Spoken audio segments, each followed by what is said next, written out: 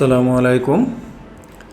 আমরা আজকে দেখব প্রগতি ইআরপিতে অ্যাকাউন্টস মডিউলের কাজগুলো কিভাবে করা যাবে। স্টেপ বাই স্টেপ আমরা দেখব। তো অ্যাকাউন্টস মডিউল নিয়ে যদি আমরা কাজ করতে চাই, অ্যাকাউন্টস ডিপার্টমেন্ট যে কাজগুলো করে সেই কাজগুলোই আমরা এখানে দেখব কিভাবে প্রগতিতে করা হবে। তো সর্বপ্রথম আমাদেরকে অ্যাকাউন্টসের একটা আইডি থেকে লগ ইন করতে হবে। আমরা লগ ইন বাটনে ক্লিক করলে ইউজার আইডি এবং পাসওয়ার্ড চাবে। তো এখানে আমরা ইউজার আইডি দিলাম এবং তার পাসওয়ার্ড,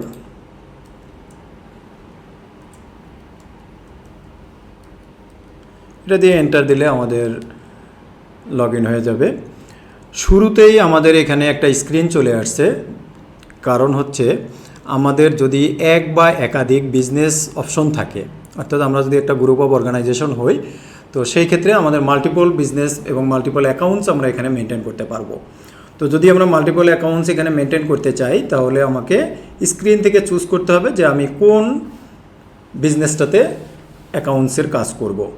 তো সেই হিসাবে আমরা সর্বপ্রথম এখান থেকে একটা চুজ করলাম।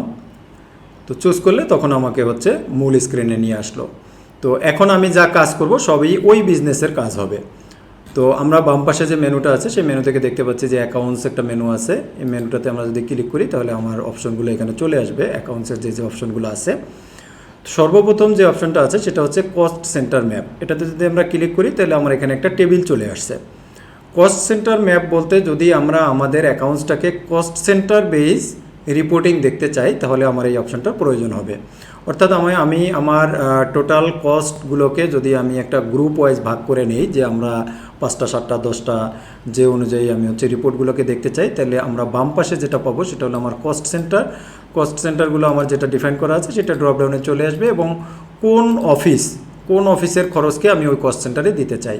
এটা আমি একই কস্ট সেন্টারে কিন্তু একাধিক অফিসকে ম্যাপ করতে পারবো। অর্থাৎ আমি যদি এখানে বলি যে আমি কর্পোরেট হিসাবে আমি কস্ট সেন্টার ডিফাইন করলাম, তো কর্পোরেটের ভিতরে আমি দিতে চাই হচ্ছে কর্পোরেট নিজে থাকবে।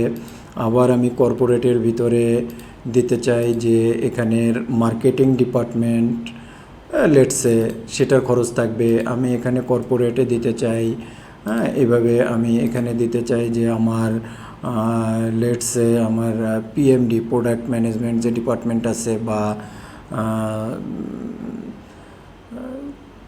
যে কোনো একটা আমরা ম্যাপ করতে পারি। যেটাকেই আমরা ওই কস্ট সেন্টারের আন্ডারে দিতে চাই আমরা সেটাকে চুজ করে দিয়ে আমরা এখানে সর্বশেষ নিচে গিয়ে আমরা যদি এটাকে সেভ করি তাহলে এটা সেভ হয়ে যাবে এবং সেই অনুযায়ী আমরা পরবর্তীতে আমাদের রিপোর্টগুলো আমরা এখান থেকে দেখতে পারবো। এরপরে যেটা আছে সেটা হচ্ছে chart of account. Chart of accounts হচ্ছে একটা অ্যাকাউন্টিং সিস্টেমের বা আপনার বিজনেসের একটা মূল জায়গা, যে আপনি আপনার টোটাল অ্যাকাউন্টসকে কীভাবে বা কোন লেয়ারে রাখতে চান। তো আমাদের এখানে যেটা আছে 1টা 2টা 3টা 4টা 5টা লেয়ার আমরা এখানে রেখেছি। সর্বপ্রথম যেটা আছে সেটা হচ্ছে আমার কন্ট্রোল অ্যাকাউন্ট। আমার কন্ট্রোল অ্যাকাউন্ট চার্ট অফ অ্যাকাউন্টসের সর্বপ্রথম যেটা থাকে যে আমার কন্ট্রোল অ্যাকাউন্টের আন্ডারে আমরা যেটা রাখছি সেটা হচ্ছে সাব অ্যাকাউন্ট বা গ্রুপ, ওর আন্ডারে কী আছে। তারপরে আমরা যেটা রাখছি সেটা হচ্ছে ওর আন্ডারে লেজার হেডগুলো কী হবে, তারপরে তার সাব লেজার হেড কী হবে, তারপরে তার সাব লেজারে কী হবে বা সেগমেন্টগুলো কী হবে। তো এইভাবে আমরা যদি দেখি যে আমাদের এখানে সর্বপ্রথম যেটা আছে সেটা হচ্ছে কন্ট্রোল হেডে আমাদের আছে asset, equity, liability, expenditure, receive etcetera. তো এখন যদি আমি এক্সপেন্ডিচারের আন্ডারে একটা গ্রুপ খুলতে চাই, তাহলে আমি যেটাতে ক্লিক করতেছি ওইটার গ্রুপগুলো নিচে সেকেন্ড লেয়ারে আসছে এবং সেকেন্ড লেয়ারে যেটা আছে যে কারেন্ট অ্যাসেট, নন কারেন্ট অ্যাসেট। আমি যদি কারেন্ট অ্যাসেটে ক্লিক করি তার আন্ডারের লেজারগুলো এখানে আছে। নন কারেন্ট অ্যাসেটে ক্লিক করি তাহলে নন কারেন্ট অ্যাসেটের লেজারগুলো এখানে আছে। তো এভাবে করে একটা ট্রি আকারে প্যারেন্ট এবং চাইল্ড রিলেশনশিপের মাধ্যমে এখানে চার্ট অফ অ্যাকাউন্টসটা এন্ট্রি করার অপশন আছে। তো এখন যদি আমরা এন্ট্রিটা কীভাবে করব দেখতে চাই, তাহলে আমার যদি সর্বপ্রথম একটা কন্ট্রোল হেড অ্যাড করতে হয় আমি অ্যাডে ক্লিক করব। আমি এখানে কন্ট্রোল হেডের আমার যে সিকোয়েন্সটা আছে সেই সিকোয়েন্সটা 6টা এন্ট্রি করা আছে। আমি 7 নম্বরটা অটোমেটিক সে আইডি নিয়ে আসতেছে, আমি নামটা লিখব। তো এরপরে কন্ট্রোল হেডের পরে যদি আমি ওর আন্ডারে একটা গ্রুপ খুলতে চাই, তাহলে যেটাতে আমি গ্রুপ খুলতে চাই আমি সেটাতে ক্লিক করব এবং সেখানে গিয়ে আমি হচ্ছে অ্যাডে ক্লিক করব। তাহলে দেখেন আমি হচ্ছে এখানে লায়াবিলিটিতে ক্লিক করছি। লায়াবিলিটিস হচ্ছে আমার 3 সিরিয়ালে আছে।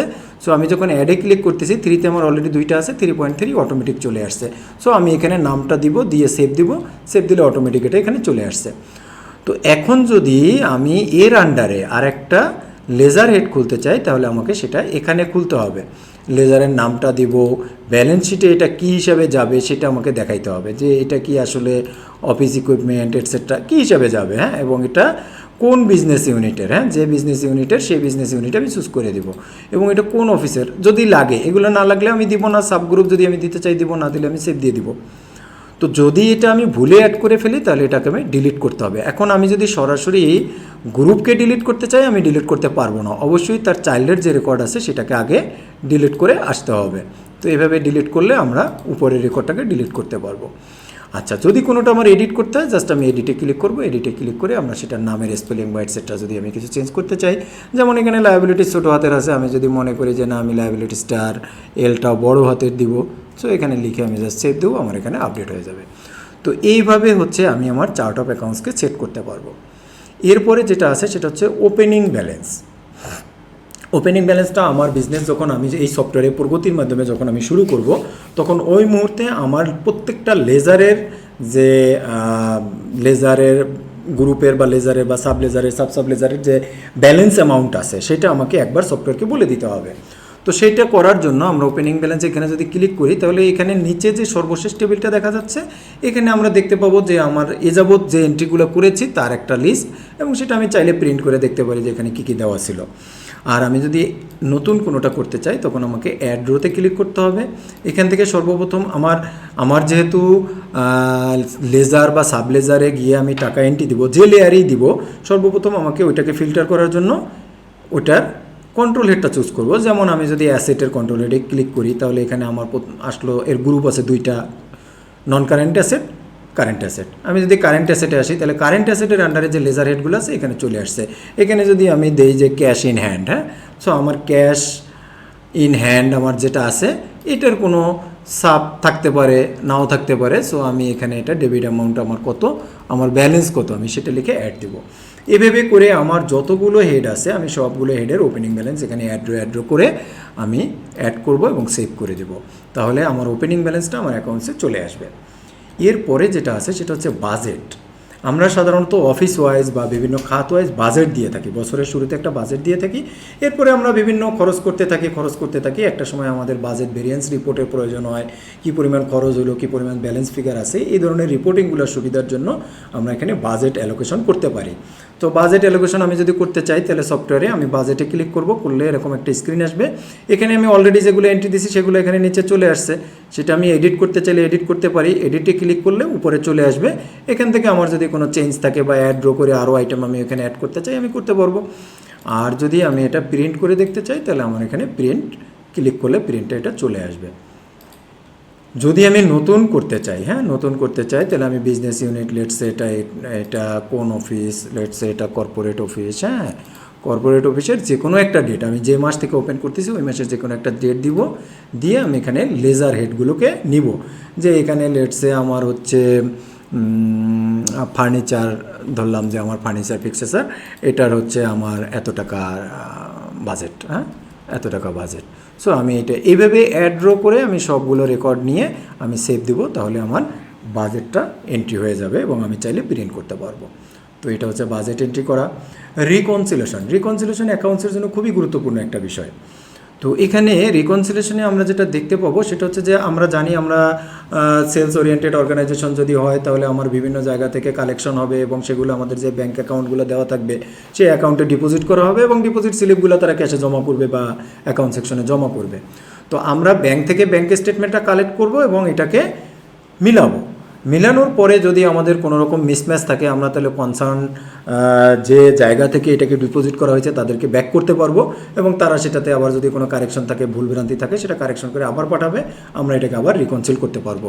সো আমি যদি রিকনসিল করতে চাই তাহলে আমি এখানে জাস্ট একটা ডিপোজিটের ডেট, যে ডেটকে নিয়ে আমি চেক করতে চাই, তারপরে হচ্ছে আমি কোন ডিপো নিয়ে কাজ করতে চাই এবং কোন ব্যাঙ্ক অ্যাকাউন্টের সাথে আমি করতে চাই। যদি আমার ওইটার এগেনস্টে কোনো এন্ট্রি থাকে এখানে লিস্টে চলে আসবে এবং সেটা থেকে আমি যদি আমার হুবহু মিলে যায় আমি এখানে অ্যাপ্রুভ করে দিব, তাহলে এটা অ্যাপ্রুভ হয়ে গেল। তো এভাবে করে আমরা রিকনসিলেশনের কাজটা সারতে পারবো। এরপরে যেটা আছে আমার অ্যাকাউন্টসের যেটা মেইন কাজ সেটা হচ্ছে ডেইলি ভাউচার। তো তো ডেইলি ভাউচার আমরা দুই ধরনের ভাউচার সাধারণত করে থাকি র্যান্ডমলি, সেটা হচ্ছে একটা রিসিভ ভাউচার, একটা পেমেন্ট ভাউচার। আর জার্নাল একটা ভাউচার যেটা আমাদের মাঝে মধ্যেও প্রয়োজন হয়। আমরা জানি যে রিসিভ ভাউচারগুলো যদি আমি ক্যাশ অথবা ব্যাংকে কোনোভাবে কোনো অ্যামাউন্ট আমার যদি অ্যাকাউন্টসে রিসিভ হয় তাহলে আমরা সেটা রিসিভ ভাউচার এন্ট্রি করব। যদি আমি কোনো পেমেন্ট করি সেটা আইদার ক্যাশে হোক অথবা ব্যাংকের মাধ্যমে হোক, চেকের মাধ্যমে হোক, আমরা পেমেন্ট ভাউচার এন্ট্রি করব। জার্নাল এন্ট্রিটা আমরা সাধারণত জানি যে নন ক্যাশ ট্রানজ্যাকশন। নন ক্যাশ ট্রানজ্যাকশন বলতে আমরা এখানে যেটা বোঝাচ্ছি এটা বিভিন্ন সময় বিভিন্নভাবে হইতে পারে। যেমন আপনি কোনো প্রভিশন করে রাখছেন, সেই প্রভিশনকে এখন জার্নাল করে অ্যাকচুয়াল করবেন, অথবা হইতে পারে আপনি ভুলক্রমে একটা পেমেন্ট একটা হেডে করার কথা ছিল সেটা অন্য জায়গায় করে ফেলছেন, অথবা একটা রিসিভ যে হেড থেকে টাকাটা আসছে সেই হেডকে সিলেক্ট না করে অন্য কোনো হেডে করে ফেলছেন। তো এই যে ইন্টারনাল হেড ট্রান্সফারের কাজগুলো বা আমরা এই ধরনের যে কারেকশানগুলো সেগুলো সাধারণত জার্নাল এন্ট্রির মাধ্যমে করে থাকি। তো রিসিভ এন্ট্রিতে আমরা যদি আসি তাহলে আমরা দেখতেছি এখানে ভাউচার নাম্বার, ডকুমেন্ট, ডেট, অর্থাৎ আপনার ডকুমেন্ট, যে ডকুমেন্টটা দেখে আপনি ভাউচার এন্ট্রি করছেন সেই ডকুমেন্টের গায়ে ডেটটা কত, হ্যাঁ সেটা দিবেন। এটা কি ক্যাশ নাকি ব্যাংক আপনি চুজ করবেন। যদি আপনি ক্যাশ, এটা চুজ করার সাথে সাথেই দেখেন আপনার এখানে ভাউচার নাম্বারটা অটোমেটিক জেনারেট হচ্ছে। তো ব্যাংক যদি হয় ব্যাংক আপনার কাছে হচ্ছে চেক নাম্বারটা চাবে, যদি এটা ক্যাশ হয় সেক্ষেত্রে আপনার কাছে ওটা চাবে না। এবং কোড, হ্যাঁ আমরা কোন কোডে আমরা এখানে দুইটা ইয়াতে করতে পারি, এখানে যেমন ক্যাশ কালেকশন অ্যামাউন্ট অথবা ক্যাশ ইন হ্যান্ড। যদি আপনি ড্রপডাউন থেকে নাম থেকেও সার্চ করতে পারেন অথবা আপনি কোড থেকেও সার্চ করতে পারেন। তো যদি এটা আমাদের ব্যাংক হয় তাহলে আমরা দেখব যে এখানে আমাদের ব্যাংকের সমস্ত লিস্ট এখানে চলে আসছে। সো আপনি ব্যাংক এখানে সার্চ করতে পারেন। লেটস এর যদি আমি বলি যে পূবালী ব্যাংক লেখার সাথে সাথে পূবালী ব্যাংক সবকটা অ্যাকাউন্ট চলে আসছে। আবার আমার যদি কোড জানা থাকে আমি কোড থেকে সরাসরি কোড চুজ করে দিতে পারি। তো তারপরে হচ্ছে অ্যামাউন্ট, যে আমি এখান থেকে কত টাকা রিসিভ করলাম, লেটসে 50,000 টাকা। তো এখানে যদি কোনো পার্টিকুলার্স লিখতে চাই লিখব। আমার যদি কোনো অ্যাডিশনাল অ্যামাউন্ট থাকে ডেবিট পার্টে তাহলে আমি এখান থেকে সেটা অ্যাড করতে পারবো, না থাকলে আমি লিখব না। তো আমার 50,000 টাকা আমি এখানে লিখলাম। এখন আমার ক্রেডিট পার্টে আমি টাকাটা কোথা থেকে পাইলাম, তাহলে আমাকে এখান থেকে দিতে হবে যে লেটস এটা আমি রিসিভ করতেছি, কোথা থেকে করতেছি, অপারেটিং ইনকাম থেকে রিসিভ করতেছি, রেভিনিউ ফ্রম মেডিসিন সেলস অথবা ট্রেড আইটেম যে কোনো জায়গা থেকে। তো এখান থেকে আমি সাপ্লায়ার দিতে পারি অথবা আমি সরাসরি 50,000 টাকা অ্যামাউন্ট দিতে পারি। এখানে মনে রাখতে হবে যদি আমরা একাধিক হেড থেকে টাকা পেয়ে থাকি তাহলে এখানে আমি একাধিক হেড অ্যাড করব, যার যোগফলটা হবে আমার ডেবিট পার্টে, এটা মাথায় রাখতে হবে। এবং দুইটা অ্যামাউন্ট আমার যদি না ম্যাচ করে, হ্যাঁ দুইটা অ্যামাউন্ট যদি না ম্যাচ করে তাহলে এই ভাউচারটা সেভ নেবে না। তো এটা আমাদেরকে মাথায় রাখতে হবে। সো এখানে আমরা অ্যামাউন্ট 50,000 সো দিলাম। দেওয়ার পরে আমি এখানে যে আমার দেখেন ভিউ বাটনটা অ্যাক্টিভ আছে, আমি যদি ভিউ বাটনে ক্লিক করি তাহলে ভাউচারটা কেমন হবে সেটা এখানে সে দেখাবে। তো এটা সে দেখাবে, দেখানোর পরে আমি এটাকে সেভ করব। সেভ করলে আমার ভাউচারটা ক্রিয়েট হয়ে গেল। তো এই হচ্ছে আমার একটা রিসিভ ভাউচার আমি কিভাবে করব। ঠিক একইভাবে আমরা যদি একটা পেমেন্ট ভাউচার করতে চাই তাহলে আমাকে যেটা করতে হবে সেটা হচ্ছে যে এখান থেকে ক্যাশ বা ব্যাংক আমি চুজ করব। তো ওইভাবে একইভাবে আমার চেক নাম্বারটা দিব, আমি ব্যাংক চুজ করব, অ্যামাউন্টটা দিব। এখানে আমাদেরকে মাথায় রাখতে হবে যখন আমি ব্যাংকটা চুজ করতেছি তখন আমাকে তার ব্যালেন্সটা দেখাচ্ছে, আমি ব্যালেন্সের থেকে বেশি অ্যামাউন্ট কখনোই পেমেন্ট করতে পারবো না। সো একইভাবে এখানে আপনার যদি এডিশনাল কোনো হেড অ্যাড করতে হয় আপনি করতে পারবেন। দেন হচ্ছে আপনি পেমেন্টটা কাকে করতেছেন, লেটস সে এটা আপনার একটা খরচ হয়েছে, আপনি খরচের অ্যাডমিনিস্ট্রেটিভ এক্সপেন্স এটসেট্রা যাই হোক সেটা হাউস রেন্ট, তো আপনি যে হিসাবে দিচ্ছেন সেই হিসাবে এটা কাকে দিচ্ছেন। এখানে আপনি আমরা যদি এখানে একটু অ্যামাউন্টটা চেঞ্জ রাখি, লেটসে 5,000 টাকা, এবং আমি যদি ভিউ দিতে যাই আমাকে বলবে যে এই অ্যামাউন্টটা সেম হইতে হবে। তো এভাবে করে আমরা পেমেন্ট এন্ট্রি করতে পারি। এরপরে যেটা আছে সেটা হচ্ছে জার্নাল। জার্নালের ক্ষেত্রে আমাদের ভাউচার নাম্বারটা অটোমেটিক জেনারেট হবে। এখানে আপনি ডেবিট পার্টে ডেবিট হেডগুলো দিবেন, ক্রেডিট পার্টে ক্রেডিট হেডগুলো দিবেন। এখানেও অবশ্যই ডেবিট এবং ক্রেডিট অ্যামাউন্ট আপনার সেম হইতে হবে। আপনি যে হেডের টাকা যে হেডের সাথে দিতে চান দিয়ে ভিউ করে সেভ দিলে ভাউচারটা এন্ট্রি হয়ে যাবে। তো এটা ছিল আমাদের রেগুলার অ্যাক্টিভিটি যেটা হয় যে voucher entry, receive entry, payment entry এবং জার্নাল এন্ট্রি। এরপরে যে অপশনটা আছে সেটা হচ্ছে আমাদের ইয়ার ক্লোজিংয়ের বিষয়। আমরা জানি যে আমাদের যে ফাইন্যান্সিয়াল ইয়ারগুলো থাকে সেই ফাইন্যান্সিয়াল ইয়ারগুলোকে আমরা জুলাইতে বা যে ইয়ারে আমি ক্লোজ করব সেই ইয়ারে যদি আমি ক্লোজিং দিই, তাহলে এটা যদি প্রসেস করি তাহলে সে অটোমেটিক প্রসেস হবে এবং ফাইন্যান্সিয়াল ইয়ারটা ক্লোজ হয়ে পরবর্তীকালে যেমনটা আমরা দেখেছিলাম যে আমরা যখন সফটওয়্যার তৈরি করি তখন শুরু করি তখন আমাকে ওপেনিং ব্যালেন্স এন্ট্রি দিতে হয়েছে, বাট আমরা যদি যখন ইয়ার ক্লোজিং করে দিব তখন অটোমেটিক্যালি সবগুলো ব্যালেন্স আপডেট হয়ে আমার নতুন বছরের জন্য ওপেনিং ক্রিয়েট করবে। সো এইটাই হচ্ছে সিম্পলি আমাদের ইয়ার ক্লোজিংয়ের একটা অপশন, যেটা পুরোপুরি ব্যাকএন্ডে কাজ করবে, শুধু ইয়ারটা চুজ করে আমাকে প্রসেস দিতে হবে। এরপর হচ্ছে এলসি কস্ট। আমরা এলসি ম্যানেজমেন্ট হচ্ছে সাপ্লাই চেনের একটা অংশ। আমরা যখন কোনো এলসি ওপেন করি বা এলসি খুলি তখন সেই এলসিটার এগেনস্টে আমাদেরকে বিভিন্ন ধরনের কস্ট চার্জ করতে হয় এবং এলসিটা একসময় ক্লোজ করতে হয়, যে পার্টটা হচ্ছে অ্যাকাউন্টসের পার্ট। সো অ্যাকাউন্টসে আমরা কীভাবে ওই এলসিটাকে কস্টগুলো অ্যাড করব এবং এলসিটা ফাইনালি ক্লোজ করব। তো তার জন্য আমি যদি এলসি কস্টের এখানে ক্লিক করি তাহলে আমার এই স্ক্রিনটা আসবে। এখানে দেখেন এলসি নাম্বার ড্রপডাউনে আমরা এলসি নাম্বারটা পাবো। এলসি নাম্বারটা পাইলে অটোমেটিক্যালি আমার ওই এলসির যে ইনভয়েস ভ্যালুটা আছে সেটা এখানে চলে আসছে এলসি মার্জিন হিসাবে। এরপরে বাকি যে সিএনএফ চার্জ আপনি কোন লেজারের অ্যাগেনস্টে কীভাবে দিচ্ছেন, কোন পার্টিকে দিচ্ছেন, হ্যাঁ আপনি এখানে টাকাটা এন্ট্রি দিবেন। এরপরে যখন স্টেপ বাই স্টেপ আপনি যখন যেটা দিবেন তখন সেটা এখানে এন্ট্রি করে রাখবেন। হ্যাঁ এন্ট্রি করে আপনি হচ্ছে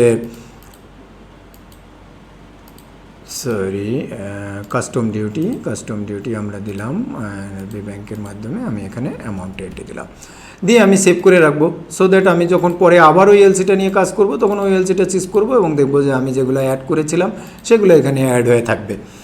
তো এরপরে যদি এবং এটা আমি প্রিন্ট করে দেখতে পারি সেভ করার পরে এখানে। আচ্ছা আমি এখানে আবার একটু দেখাই, আমরা যদি এখানে এই টাকাটা চলে আসছে এবং এটাকে অ্যাডও করি, লেটসে এটা কাস্টম ডিউটি আমি এখান থেকে দিলাম লেটসে 10,000 টাকা দিয়ে আমি সেভ দেবো। হ্যাঁ সেভ দিয়ে আমি প্রিন্ট করলে প্রিন্ট দেখতে পারি, হ্যাঁ যে এখানে আমার এটা চলে আসছে। আবার আমি যদি ওইটা আবার চুজ করি তাহলে আমার ওই আইটেমগুলো এখানে আসে। ফাইনালি আমি যদি এটাকে ক্লোজ করতে চাই তাহলে এলসি ক্লোজে চলে যাব। আমি যদি এলসি ক্লোজে ক্লিক করি,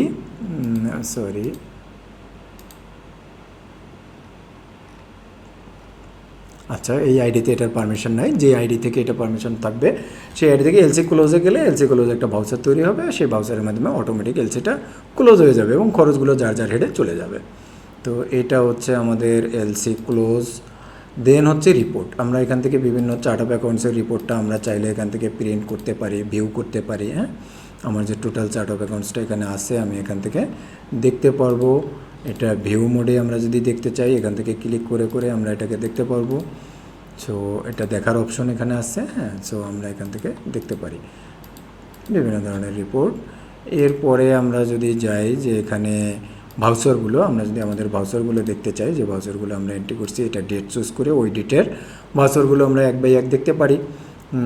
যেমন আমরা যদি আজকের ডেটে ভাউচার এন্ট্রি করেছি, সো আমরা এটা ইন্ডিভিজুয়াল দেখতে পারি অথবা সামারি দেখতে পারি। সামারি দেখতে চাইলেও একটা যোগফল দেখাবে, হ্যাঁ একের পর এক এখানে। আর যদি আমি ইন্ডিভিজুয়াল দেখতে চাই তাহলে সেই ইন্ডিভিজুয়াল ভাউচারগুলো এখানে চলে আসবে। তো আমরা এরপরে যেটা আছে রিসিপ্ট ভাউচারগুলো এভাবে চেক করতে পারবো। তারপরে হচ্ছে আমরা ট্রায়াল লেজার দেখতে পারবো। হ্যাঁ লেজার, আমরা লেজারগুলো কীভাবে দেখতে চাই, আমি যদি জেনারেল লেজার দেখতে চাই, অ্যাসেট টাইপের লেজার দেখতে চাই, কারেন্ট অ্যাসেটের লেজার দেখতে চাই, সো আমরা যে পর্যন্ত দেখতে চাই সে পর্যন্ত গিয়ে এখানে আমাদেরকে একটা ডেট রেঞ্জ দিয়ে দিতে হবে। হ্যাঁ লেটসে আমরা 1 তারিখ থেকে আজকে পর্যন্ত বা এই মাস পুরোটা দেখতে চাই, আমি দিলে তো আমার এখানে লেজারটা চলে আসবে। তো আমরা যে পর্যন্ত দেখতে চাই, যদি আমি সাব লেজার পর্যন্ত দেখতে চাই, লেজারে ইন্ডিভিজুয়াল আইটেমকে দেখতে চাই, সাব লেজারে দেখতে চাই, আমি সেগমেন্ট ওয়াইজ দেখতে চাই, আমি সবভাবেই এখান থেকে রিপোর্টটা দেখতে পারবো। এরপরে যেটা আছে সেটা হচ্ছে ট্রায়াল ব্যালেন্স। আমরা ট্রায়াল ব্যালেন্স একইভাবে দেখতে পারি। আমরা যদি এখানে চুজ করে দিই যে এত তারিখ থেকে এত তারিখ পর্যন্ত আমি কর্পোরেট এখানে হচ্ছে ট্রায়াল ব্যালেন্সটা আমি দেখতে চাই, সো ওই ডেটের ভিতরে ট্রায়াল ব্যালেন্সটা এখানে চলে আসবে। তো এভাবে করে আমরা ক্যাশ কস্ট, ব্যাচ কস্টিং আলাদা বিষয়, schedule, cash and bank book, income expenditure, receive payment, financial position, budget variance, comprehensive income, cash flow, profit loss, stock position, এগুলো আমরা এখান থেকে দেখতে পারবো। তো এই ছিল আমরা আমাদের প্রগতি ইআরপির অ্যাকাউন্টস মডিউলে কীভাবে কাজ করব তার একটা সংক্ষিপ্ত প্রচেষ্টা আশা করি আপনাদেরকে হেল্প করবে। ধন্যবাদ সবাইকে। Progoti ERP. Simplify, automate, grow.